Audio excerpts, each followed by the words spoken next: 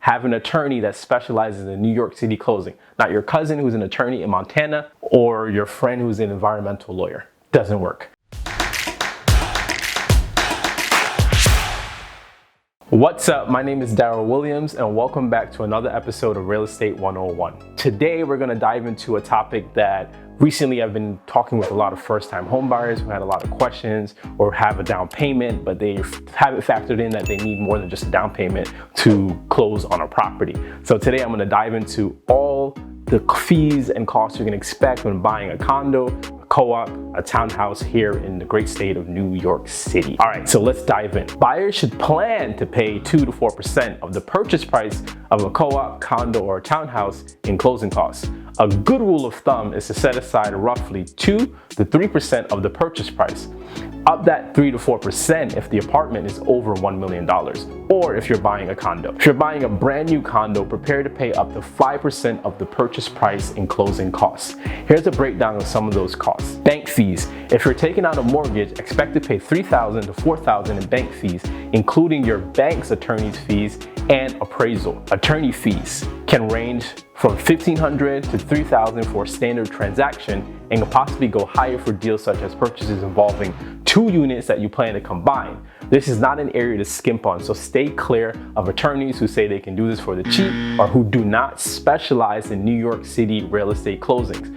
Again, very important, have an attorney that specializes in New York City closing. Not your cousin who's an attorney in Montana or your friend who's an environmental lawyer. Doesn't work. All right, mansion tax. The mansion tax kicks in at 1% on co-op condos and townhouses sales of $1 million to $1.999 million and rises incrementally to 3.9% on sales prices of $25 million or above. Obviously, if you can spend $25 million, 3% of that is probably not a problem for you anyway. This is typically paid by the buyer, not the seller, and applies even if your so-called mansion is a 600 square feet, 1-bedroom apartment.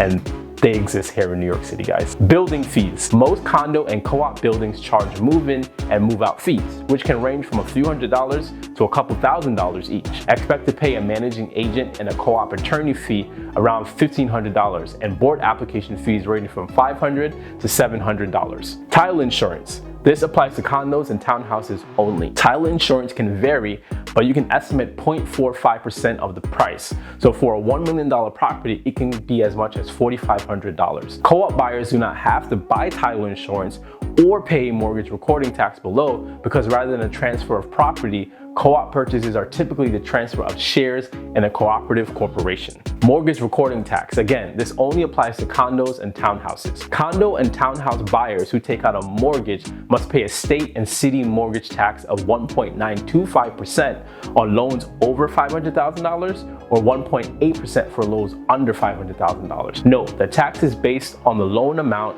not the purchase price. On a $1 million condo with an $800,000 mortgage, that's $15,400. Transfer taxes.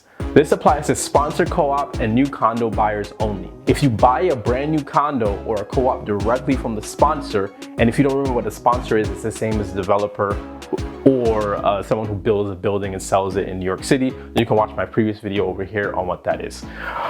You may also wind up paying New York City transfer tax of 1% of the purchase price on purchases $500,000 or less, or 1.425% on purchases of $500,000 or more, plus a 0.4% transfer tax to New York State. That's $14,250 on a $1 million condo. On a new condo purchase, you might also expect to pay part of the super's apartment, which can amount to thousands of dollars, as well as part of the building's insurance costs for the first year. All right, guys, so there you have it. These are pretty much the majority of the closing costs that you can expect to pay here buying a condo, a co-op, or a townhouse in New York City. I hope you found this very informative. Now go out there and save that down payment and save 2 to 3% more so you can close on your first home in New York City.